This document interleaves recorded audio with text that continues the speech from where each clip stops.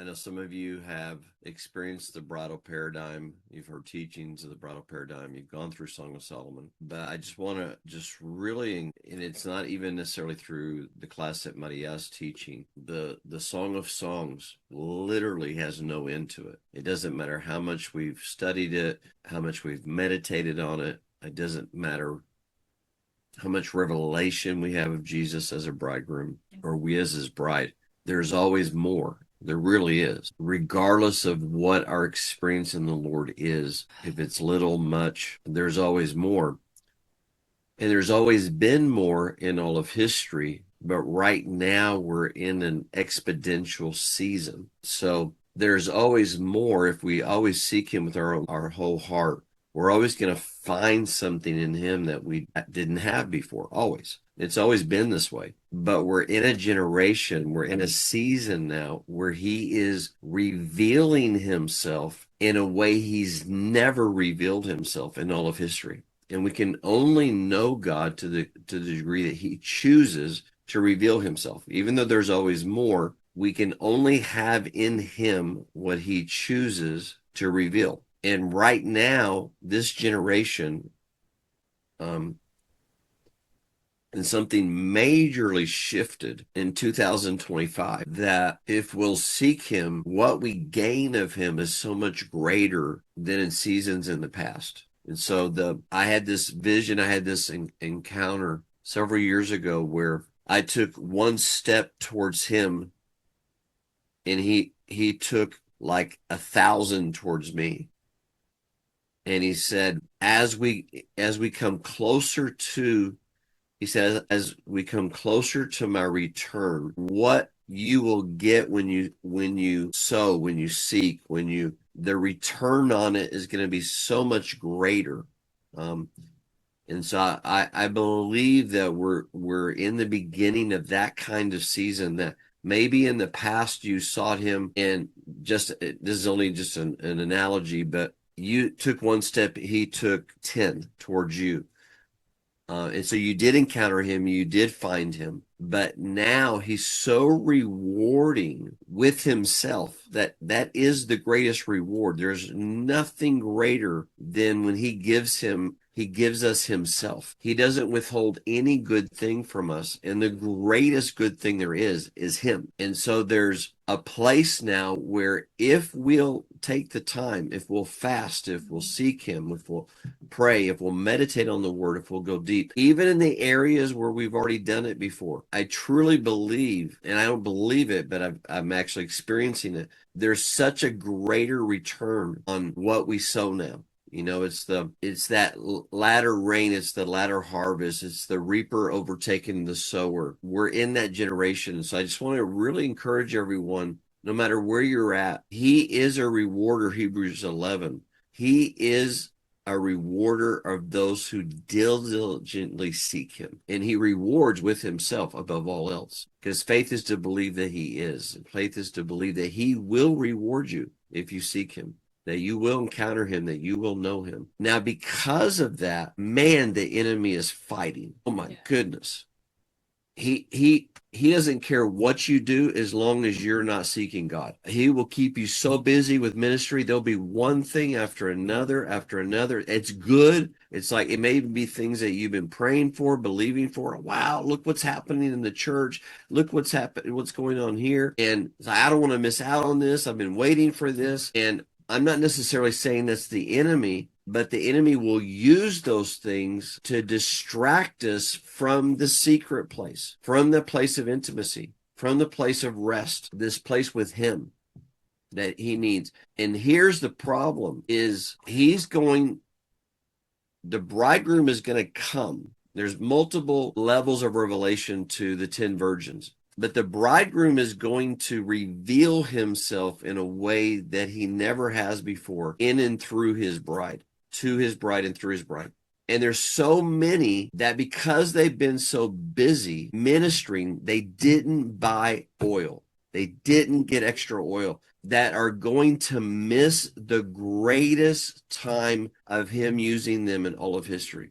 Beloved, I don't care how much God is using you. I don't care what you're doing with the Lord, what your influence is, what it's been, whatever your greatest ministry time, your greatest influence, the most you've ministered, the most you've been involved in, the most you've been honored, the most that people want you to minister, whatever that's been, it is nothing, zero compared to what's coming. But there's many that are going to miss the greatest time of being a light for Jesus, of him trimming their lamps, because they did not seek him in this hour. And I'm telling you, it's worth right now. I don't care what you're doing for the Lord. It is worth it right now to shut it all down. Everything. Stop it all to get oil, to seek him, to find him. Whatever you lose right now in influence, whatever you lose in ministry, what we lose right now, what we will gain in the future will be incomparable. Now, ultimately, we obey Jesus. So please don't misunderstand me. We need to obey and do what Jesus tells us to do. But I'm telling you, it's hard for many Christians to hear right now because they're so involved in ministry. They're so involved in their local church and their ministry, different things. And then the other side that we have to that is it's our identity. It's our value. And so we have so much of us tied to in what we do for the Lord that to stop that is to, like, I don't feel like we lose our value, we lose our identity, because our identity is tied in so much to what we're doing for the Lord and how people honor us and what they think of us. And so to stop doing all that is to not feel as wanted, to not feel as valuable, to not feel as needed, etc. And I'm not necessarily speaking to everyone on here or everybody who's watching this to later, but I feel like I'm speaking to some right now. This is the hour, the time to seek him. If not now, when? It's not going to get easier. We're not going to get less busy. There's not going to be less distractions. It's the hardest thing about fasting is there's never a good time to fast. There's always a birthday. There's always something that it's like that it's not a good time to fast. I'll fast next week because, we got this birthday party and this celebration and this going on this week and etc. And it's the same thing. It's like there's never a good time to just shut it down and seek him. And there never will be. It's a determination that this is more valuable to me, this is more important to me than everything else. And no matter how much we say we love him and how much we desire him and how much we want him, our actions are what really show our heart. That's the bottom line. Is if he really is the most important thing, my relationship, my intimacy with him, to do what he told Martha, there's only one thing necessary, and Mary has chosen that place, the best portion, this place of intimacy with him. And I'm telling you this as I myself am struggling, okay? I'm preaching to myself right now more than anybody else that's watching this, that even if it's not busyness, there's just so many ways the enemy, there's just procrastination, there's apathy, there's just so many things that he will use to try to keep us out of this place of knowing him, his pleasures, of this place of being kissed again by the kisses of his mouth, which is the place of intimacy. It's the place of him speaking to us who we are, of his love for us, this place of being awakened again. There's an initial awakening of love that every believer needs to go through that many have not. There's an awakening to being lovesick, to first love with this one. But there's no end to the awakenings. Song of Solomon cycles around and around and around. It is our story. We can always find ourselves in the story of Song of Solomon. Even though it was written by, it's a real story. It is absolutely inspired. It is the Word of God. It is no less the Word of God, every single word of it, than the law, than the Torah, than the book of John, any book.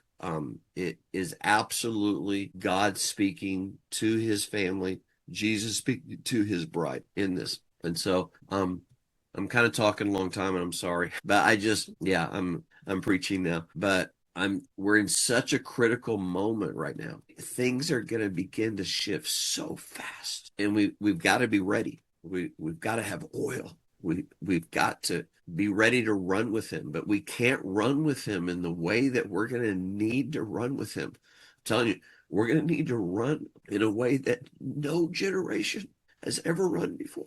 But that also means we've got to separate ourselves like no generation has. We need the separation. We need the manifestation. We need the encounters like before. It is impossible for us to be able, the Christianity that we've known, I don't care what we've known up to now. Take the greatest person to the least. The Christianity that we have known up to now is not enough for what's coming. It's not enough for the glory that's coming, and it's not enough for the crisis that's coming. And so we have to go deep. And so Song of Solomon is in this bridal paradigm is one of the greatest ways to get oil. It is one of the greatest ways to get prepared, because this is the generation of being his bride. It is the generation of the prepared bride, that we must be prepared. And it's not to be prepared as a church. It's not to be prepared as a prophet or prepared as a pastor. This generation, the bride has to make herself ready. And so the way we make ourselves ready, one of the primary ways, is we have to encounter Jesus as our bridegroom, which gives us a bridal identity.